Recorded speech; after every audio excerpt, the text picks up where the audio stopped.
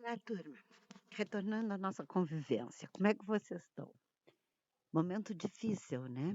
Muito difícil. Eu vou colocar os nossos encontros, aqueles que não ocorreram em aulas presenciais, todos em aulas virtuais.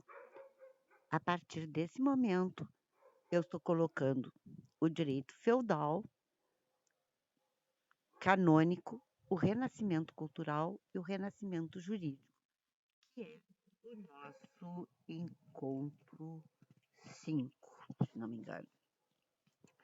Que é o nosso encontro 5, está como encontro 5 para vocês. E vou tentar avisar vocês dentro do Facebook, que nós temos um grupo do Facebook, que as aulas já estão disponíveis, tá certo? Eu espero que todos vocês estejam muito bem. Eu sei que o momento é muito difícil. Não só é difícil a gente ficar em casa, com essas incertezas todas que nos trazem. Nós somos, o Aristóteles já dizia, o homem é animal social, quer dizer, nós não somos feitos para viver de eremitas, assim, fechados dentro de uma casa. Nós somos para andar por aí. Então, as nossas dificuldades são grandes. Eu reconheço isso em todos nós. Mas aqui estou para continuarmos com a nossa.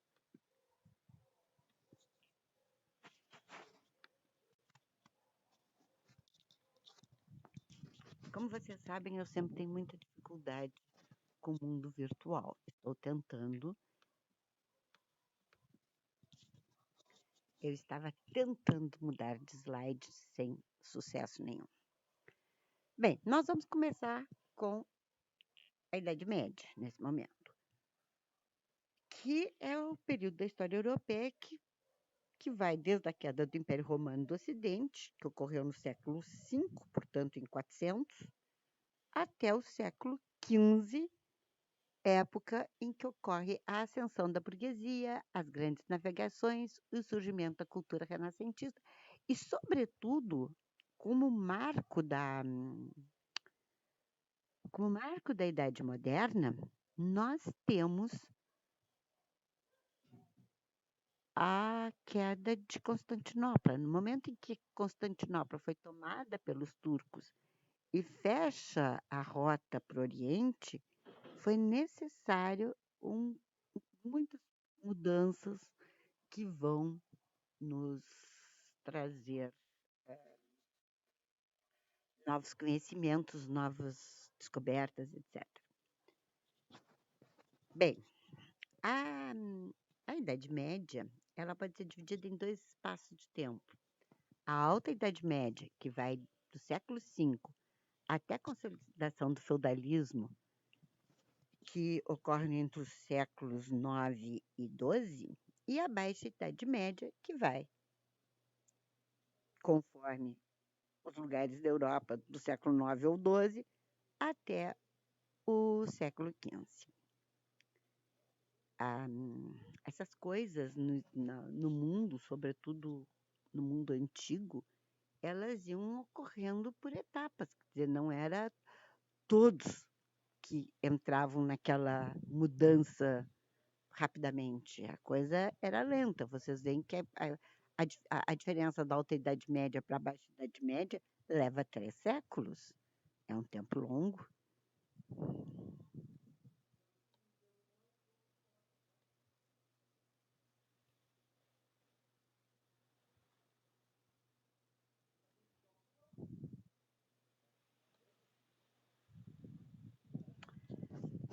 Temos aqui as causas do feudalismo. O fim do Império Romano do Ocidente, quando nós já vimos lá, quando vimos sobre Roma, nós vimos que o final do Império Romano, os imperadores saem de Roma e se transportam para o Ocidente, para o Oriente, para Bizâncio, que depois vai se chamar Constantinopla. Então, mas eles realmente saem de Roma porque Roma vinha sendo atacada pelos povos bárbaros invadida realmente pelos povos bárbaros, não num ataque bélico, né? Essa invasão não era bélica, eles se mudavam para lá, eles imigravam para Roma. E foram tão em massa que eles passam a, a dominar com seus costumes, inclusive a cidade de Roma. Né? E há um pluralismo jurídico marcante nesse período. O que quer dizer? Que tem inúmeras leis, uma diferença de leis entre as leis dos bárbaros e a lei dos romanos, que vai ser muito forte esse pluralismo nesse período do início do feudalismo. Eu sempre digo que vocês leiam o Asterix, ou veja o filminho do Asterix. Por incrível que pareça, ele mostra bem. Ele mostra a diferença dos gauleses para os romanos. Quer dizer, ele vai mostrar aquela, ele vai mostrar aquela descentralização política e jurídica dos, dos bárbaros, dos gauleses, no caso, em que todos são iguais, embora tenha um chefe e um druida. O chefe é só um pouquinho chefe, na realidade, ele é tratado como um igual, e o druida também eles têm muito respeito pelo druida, mas ele é um igual, ele não tem um poder de mando como o Júlio César tem sobre os romanos. A ordem do Júlio César ninguém desacata. A ordem do chefe gaulês, todos desacatam, se quiserem. Então, vejam, isso vai trazer mudanças enormes nessa, nessa convivência entre os romanos e os bárbaros que estão agora prevalecendo na Europa. Todo o Império Romano, os romanos prevaleceram na Europa. Eles dominaram os povos bárbaros que ali viviam. E agora os povos bárbaros estão dominando os romanos. Aqueles mesmos que ali viviam e inúmeros outros que não viviam ali, mas que para lá vieram, como os dinamarqueses, os noruegueses, os saxões, que descem para uma Europa que o campo é mais fértil, que o clima é melhor, tudo isso. Bom, então é uma formação do direito comum na Europa continental. Vai haver o direito germânico, o direito romano medieval e o direito canônico medieval. O direito germânico é esse direito dos povos bárbaros, né, que são, na sua maioria, germânicos. O direito romano é aquela origem do direito romano, mas que também se adapta às necessidades da Idade Média. E o direito canônico é o direito elaborado pela Igreja. Né? E naquela época vai haver um respeito quanto à importância jurídica dos costumes de cada povo.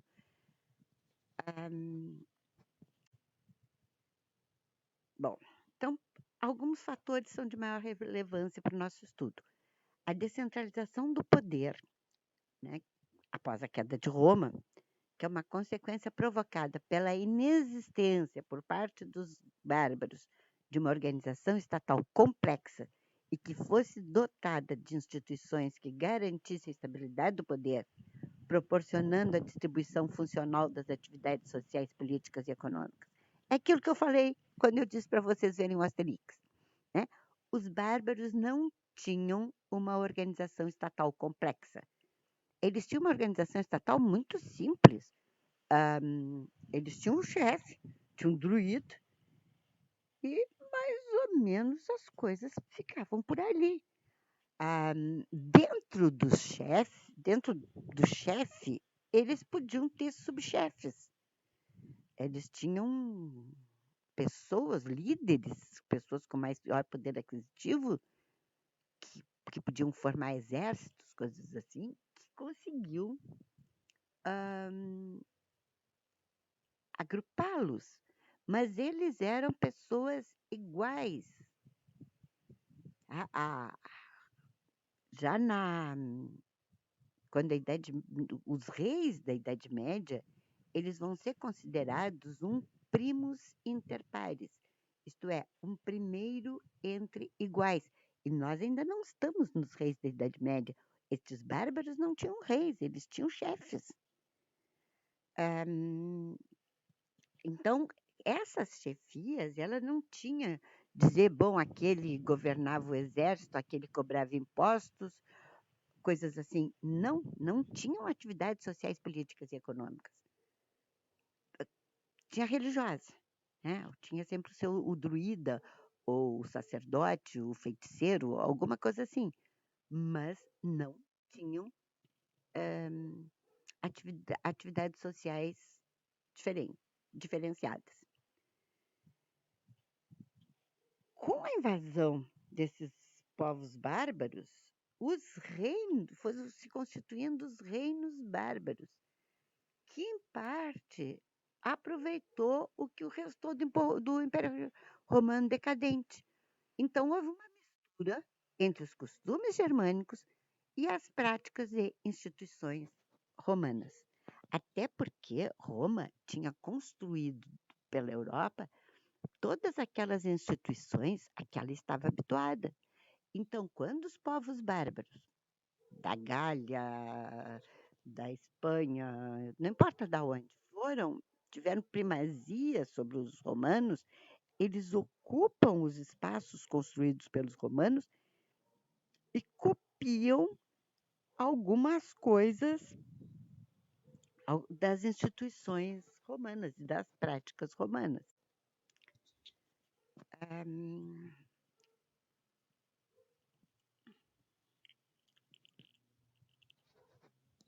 Bom, então começa havendo um dualismo jurídico-administrativo.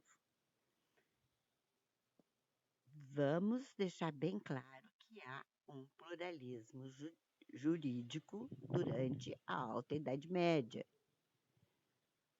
Porque, mesmo tendo construído uma ordem jurídica política, os reinos continuaram adotando a forma dual na sua estrutura administrativa e jurídica. Então, eles instituem um dualismo jurídico-administrativo nos novos reinos europeus. Os bárbaros submetiam-se ao direito dos reinos e aos seus costumes, e os romanos ao direito do antigo Império Romano. Então, vejam, eles podiam ser vizinhos, cada um morando de um lado, um ao lado do outro. O bárbaro se submetia ao direito bárbaro e os romanos ao direito romano. Mas a partir do século X, esse dualismo jurídico-administrativo vai desaparecendo. Desculpem, embora ele ainda exista no século X, ele vai desaparecendo no século XI. Portanto, ele existia em 1100, mas em 1200 ele vai desaparecendo. Ele vai desaparecendo porque os reis começam a ter um poder maior do que tinham. Os reis vão conseguindo estabelecer melhor as fronteiras dos seus reinos. E isso vai levar a com que eles imponham a lei germânica e deixem de, ou a lei daquela Estado-nação, e deixem de, que ainda não existia Estado-nação, daquele reino, desculpem, e passam a exercer as leis deles, reis, sobre o seu próprio reino. Tá?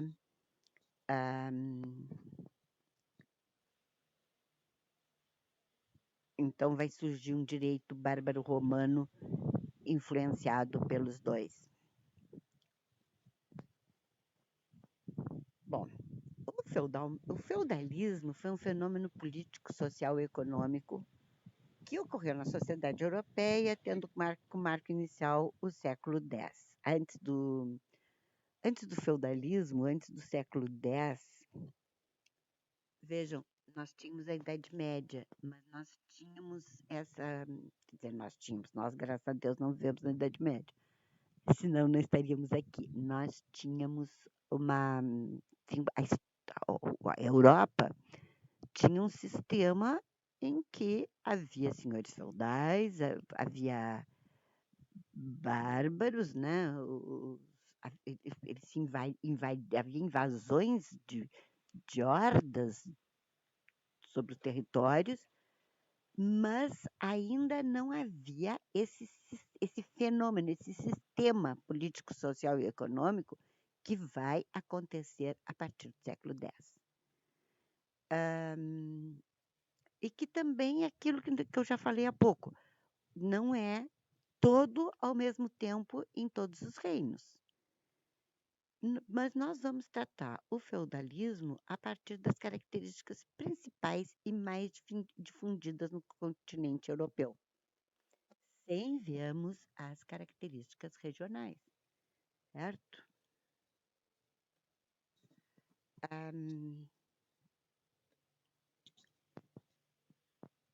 Bem, a justiça, vamos ver o direito feudal. A justiça era aplicada de forma ordinária pelos senhores, baseando-se especialmente em costumes regionais, podendo ter como fonte ainda algumas legislações romano-germânicas. Então, vejam, cada senhor feudal podia aplicar o direito dentro do seu espaço de poder, né? Eu não quero chamar de propriedade porque eles não eram proprietários, eles eram posseiros, eles tinham a posse do feudo, a propriedade era do rei.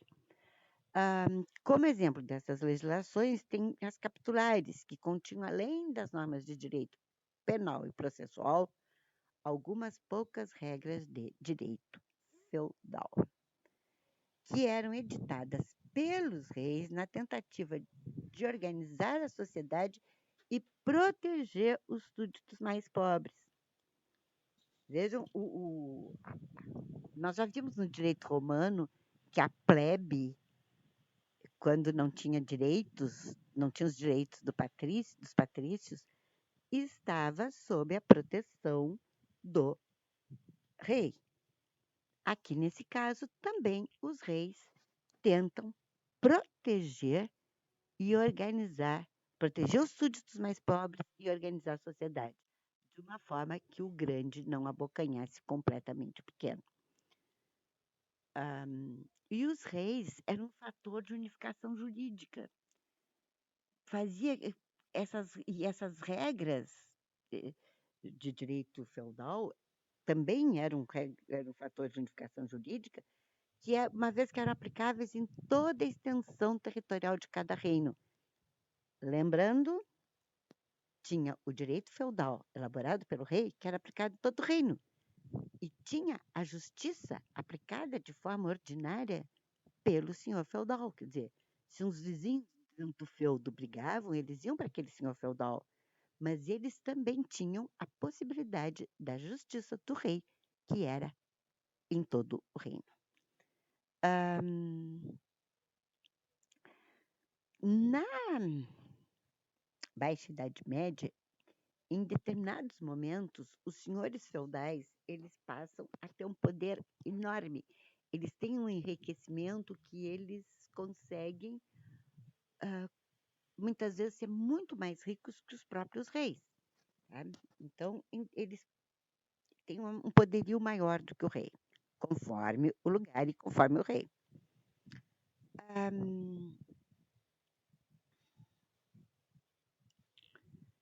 Então, vejam, há a formação e unificação do direito comum na Europa continental. O que é que nós queremos dizer com a Europa continental? Menos a Inglaterra, tá? Aquela ilha que está a Inglaterra, a Escócia e a Irlanda não fazem parte da Europa continental. Os outros estados, sim. Então, a Europa continental, eles os intelectuais da Baixa Idade Média vão começar a usar o latim como a língua comum dos intelectuais. E também há uma unificação do cristianismo. Ah, então, há um governo, um direito e uma religião.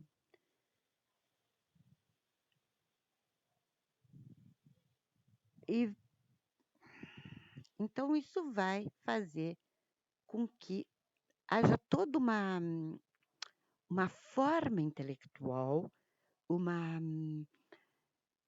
uma, inclusive o domínio da igreja no mundo intelectual, no mundo do conhecimento, porque como a igreja é que fala latim, como normalmente os padres são os que leem, as universidades são criadas pelos padres e o estudo é em latim. Então, dessa forma, vai se fazendo todo um crescimento e um poder pela igreja, por aqueles que dominam o conhecimento.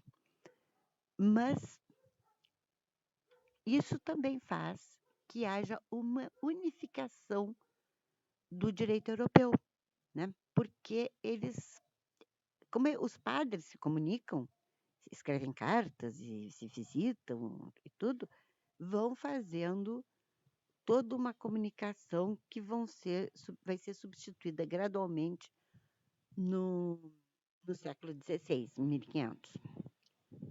Bom, desse direito comum, né? Desse direito vai sair o ius comuni, ou direito comum, que surge não dos conteúdos normativos idênticos em todo o território europeu, mas de características comuns dos usos de direito no período baixo medieval e nos 3 séculos seguintes. Enfim, esse comportamento dos povos, esses costumes em comum, muitas vezes estabelecidos pela própria doutrina da Igreja Católica e pelos hábitos da Europa continental, vai fazer com que na Europa se adote uma coisa que vai ser, num primeiro momento, chamado de ius comune, né? O direito comum, que vai junto com o direito das etnias germânicas, que era essencialmente consuetudinário. O que é o direito consuetudinário? É o direito costumeiro, que não possui documento escrito ou codificações. Então, quando os povos invasores germânicos mantiveram os costumes dos seus ancestrais, eles continuaram com o direito consuetudinário deles, né, que surge do costume de uma certa sociedade, e não faz o processo formal da criação de leis. No direito consuetudinário, as leis não precisam necessariamente estar num papel ou serem sancionadas ou promulgadas. Os costumes transformam-se em lei e são obedecidos e regulamentam a sociedade.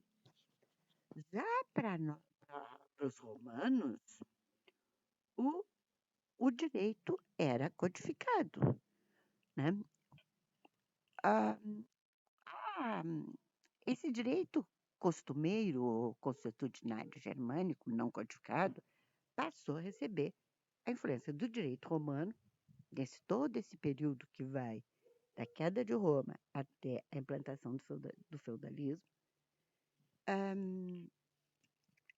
e vai possibilitando a formação do sistema jurídico romano-germânico, também conhecido como civil law. Por quê? Porque o direito germânico, que antes era costumeiro, aí recebe a influência do direito romano e passa a ter a lei escrita. Então, o sistema jurídico codificado é que vai a servir como fonte do direito. O sistema de direito codificado passou a ser o sistema jurídico vigente na Europa continental. A nossa influência vem do Código Napoleônico, muito, e do direito romano, claro. Então, o que nós temos? Nós temos a civil law. A nossa lei é a lei civil, aquela codificada que passa pelo formalismo da lei.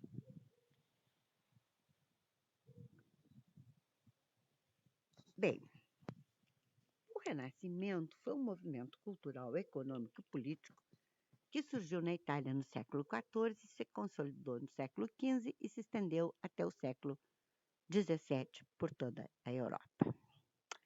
Ele foi inspirado nos valores da antiguidade clássica e gerado pelas modificações estruturais da sociedade, resultou na reformulação total da vida medieval, dando início à Idade Média. Desculpem, Idade Moderna, dando início à Idade Moderna.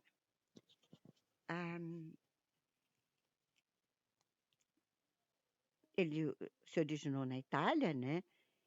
Graças ao florescimento de cidades como Veneza, Gênova, Florença, Roma e outras.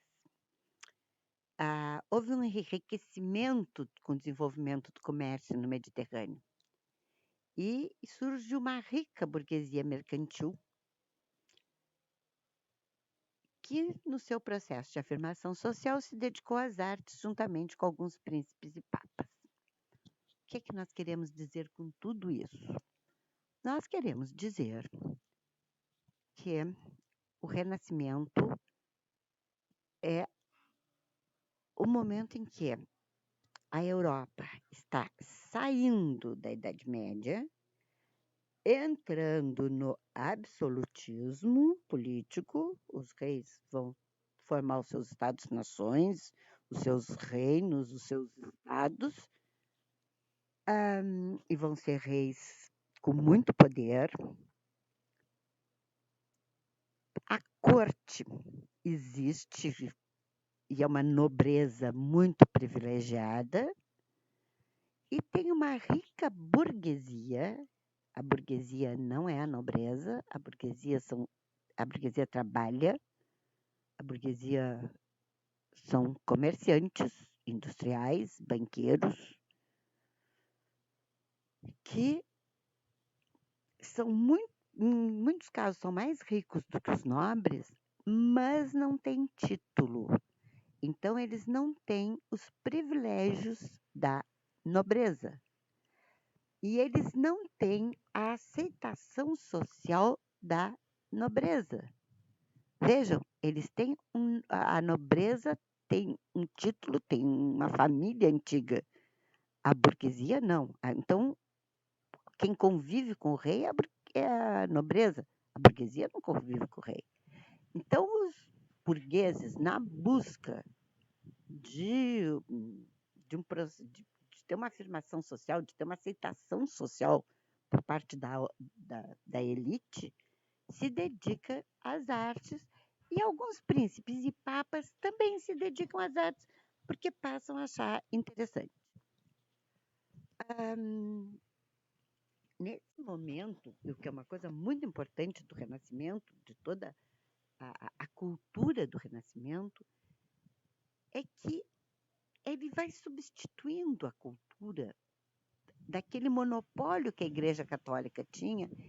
O Renascimento vai substituindo e vai sendo um conhecimento mais crítico, né? Já também há os movimentos protestantes nesse período em que a Igreja Católica deixa de ter o monopólio da religião na Europa e passa a dividir com os luteranos, os calvinistas, etc., a religião, os preceitos religiosos cristãos.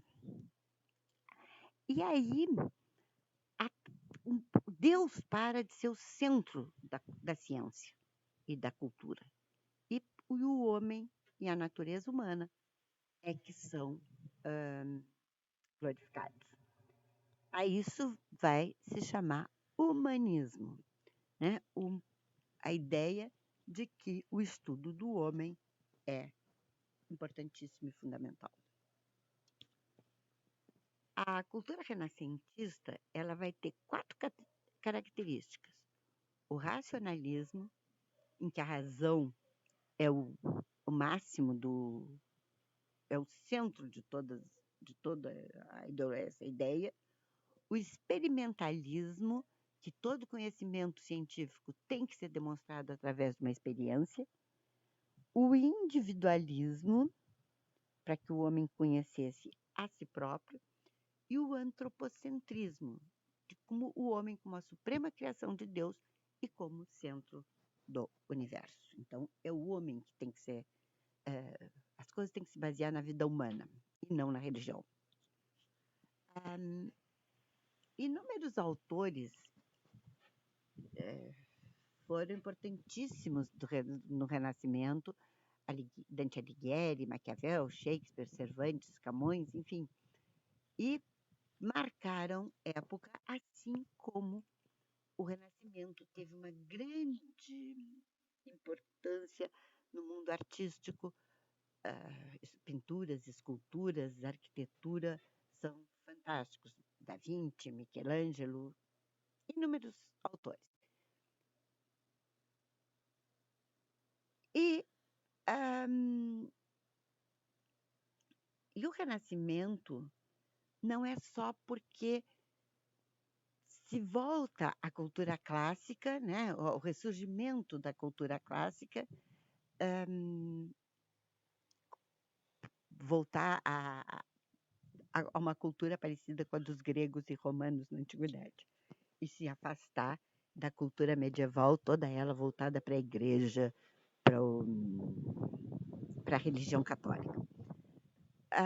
Mas também a reviravolta do Renascimento é que a cultura vulgar e intermediária também tiveram muita participação.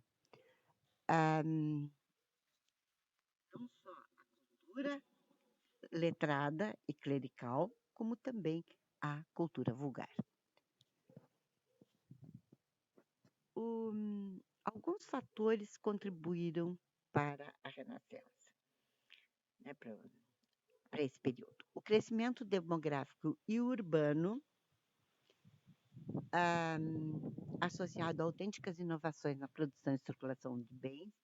Veja, o que quer dizer com isso? Em primeiro lugar, na realidade, é o modo de produção capitalista. O modo de produção capitalista, que eu gostaria muito que vocês procurassem como na pós-aula, vai levar a um crescimento demográfico e urbano associado a autênticas inovações na produção e circulação de bens.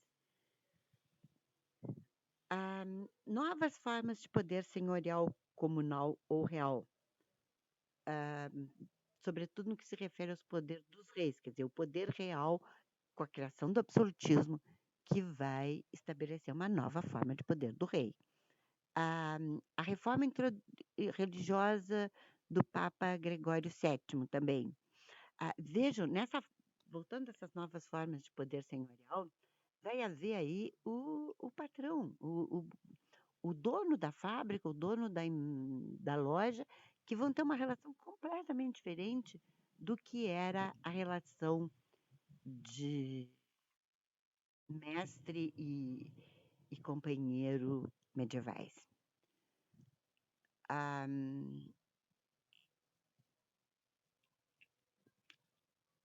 O revigoramento da atração pela vida evangélica, né, a radicalização de ordens monásticas, inclusive mendicantes, o fortalecimento das escolas e das atividades literárias em geral, o surgimento das universidades,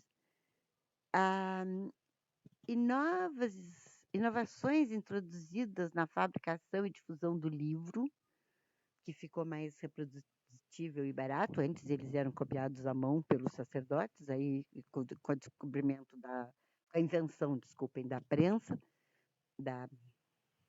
eles passam a ser muito mais fáceis de ler.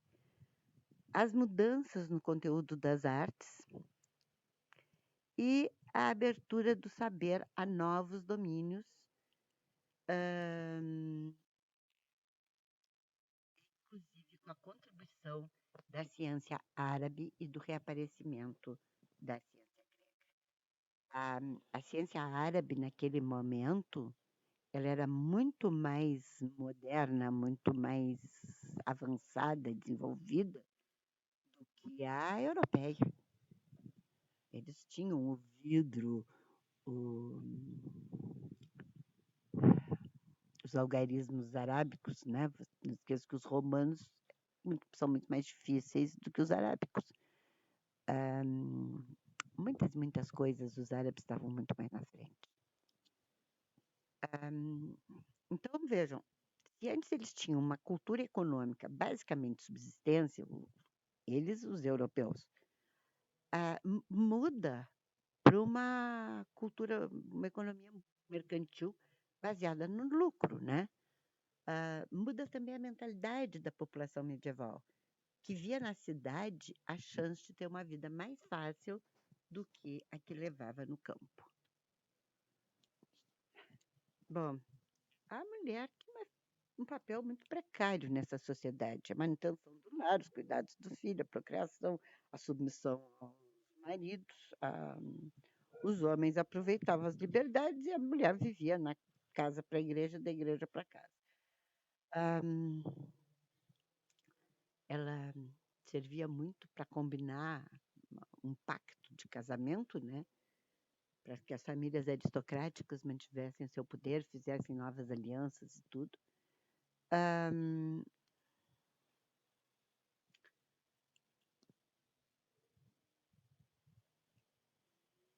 mesmo com a religião cristã, com a religião católica, que dizia que o matrimônio deve ser estabelecido com a anuência e o amor recíproco, as mulheres casavam-se normalmente com homens mais velhos que ela e que só se vangloriava pela fecundidade. Os filhos eram a ocupação primordial da mulher. E, e muitas vezes as crianças morriam muito cedo, porque as crianças morriam muito, tanto por morte natural como por infanticídio e porque morriam. E muitas vezes eram inclusive assassinadas. Era muito comum a, as pessoas matarem crianças, invadirem os locais e matarem, enfim. Eu tenho falado em modo de produção capitalista e separei umas coisinhas para vocês. Primeiro, a propriedade na produção capitalista. No sistema de produção capitalista, a propriedade é privada. Isso significa que um terreno, máquinas, transportes, imóveis pertencerão a alguém.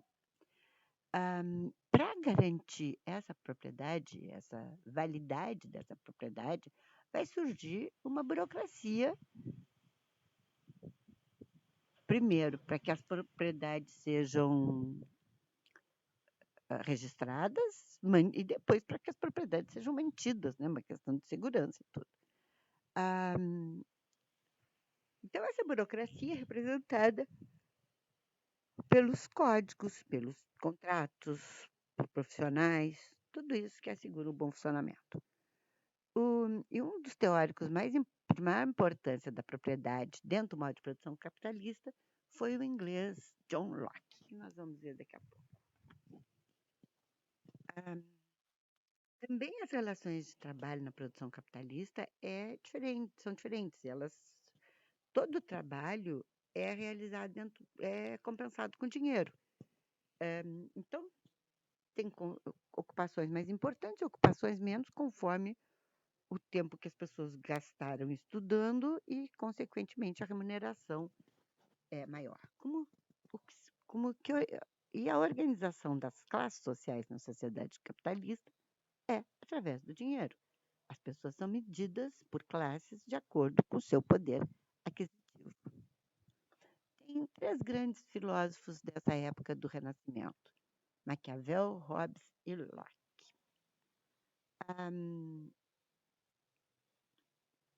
Primeiro tem Maquiavel, né? Nicolau Maquiavel, que escreve O Príncipe em 1515, se não me engano, e um outro livro muito importante dele, que é o Discourse, em 526. Ah, ele analisa a política independente da moral. Enquanto antes, até então, a política era analisada se estava certa aos olhos do cristianismo, ela passa a ser analisada como algo que existe por si só, independente dos fatores políticos, dos fatores religiosos. Os fatores políticos acontecem. Quer dizer, um governo é competente, um governo é democrático, independente de se aquilo alegra a Deus ou não. O governo tem que ser bom na medida da sua competência e não na medida de que o rei é bondoso e não faz nada de mal, não faz maldades, né? Óbvio que as pessoas não devem fazer maldades, mas não devem fazer maldades não por causa da religião, por causa da atitude a ser tomada, da dignidade humana, do respeito à liberdade, essas coisas. Ora, então, o Maquiavel, cuja obra mais conhecida é O Príncipe, ele estabelece, no primeiro parágrafo do Príncipe, ele já estabelece a palavra Estado para designar o ente político. Então, vejam, é a partir daí, até então não se usava Estado para usar para o Estado, para usar para o Estado, né? Se usava reino, república, principado, mas não Estado, império. Depois nós temos Thomas Hobbes, que trabalha a ideia de um estado de natureza em que o homem é mau, vil, torpe, que o homem é o lobo do homem.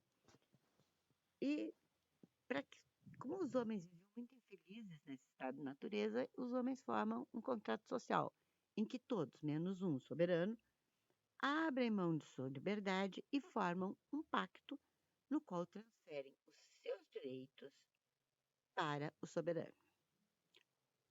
E aí, quando eles transferem os seus direitos para o soberano, eles formam o Estado Civil, que as pessoas ficam no pacto pelo terror que significa sair desse pacto. E com o pacto surge a ideia do meu e do teu, do bem e do mal, da propriedade e do direito. O Hobbes é um contratualista. Todos aqueles autores que estabelecem que o Estado surge de um contrato, de um pacto social, são considerados contratualistas. Temos ainda o John Locke, que também é contratualista, que também trabalha a ideia de um estado de natureza, mas o estado de natureza lockeano todos viviam em paz, seguindo as leis da natureza, mas alguns se colocavam em estado de guerra, saindo das leis da natureza, e aí, para aqueles que são agredidos, eles não tinham para quem apelar, porque eles viviam em estado de natureza. Então, eles só podiam rezar para Deus para que aquilo acabasse. E aí, eles entendem que eles têm que ter também o direito de insurreição, quer dizer, o direito de se rebelar contra os que se estabelecem em estado de guerra. E eles formam um pacto. E desse pacto surge o Estado Civil, em que todos são proprietários, alguns proprietários de bens, mas todos proprietários, pelo menos, de sua vida.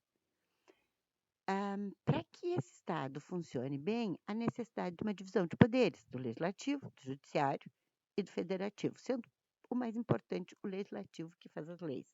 O judiciário julga e o federativo faz os tratados de paz, guerras, tratados comerciais, etc. O Locke vai ser o grande idealista do Estado liberal. Meus queridos, por hoje deu.